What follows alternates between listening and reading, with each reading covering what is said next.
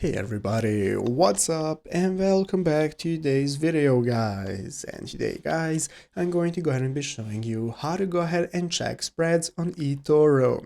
This is a very simple thing to do, so make sure to watch this quick and easy video till the very end, follow my steps correctly so you can make sure that this works the same for you and you can do this yourself. But yeah guys, let's get straight into it.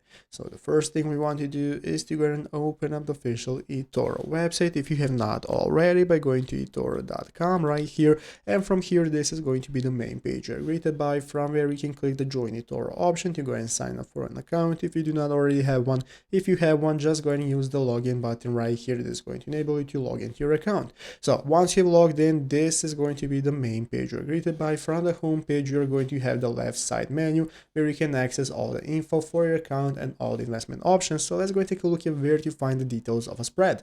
Here we have an article on the official eToro Help Center. Where can we find the details of eToro spreads? So spreads are defined on a per asset basis. It is not possible to provide exact spreads for assets which use a variable spread, such as crypto assets, because the market spread is not determined by eToro and its variability cannot be controlled. So keeping that in mind, defining spreads for such assets, eToro will always quote the spread on the basis of market spread plus fee and will quantify the fee accordingly. So basically guys, once you are going ahead and purchasing a crypto asset or making a trade, investment and so on, you're going to be able to see the spread right there. There is no calculated spread beforehand and you're not going to be seeing a single spread for every investment you make, so keep that in mind. So I hope this video was helpful. If it was, make sure to leave a like, subscribe to the channel. Thanks for watching, take care and bye.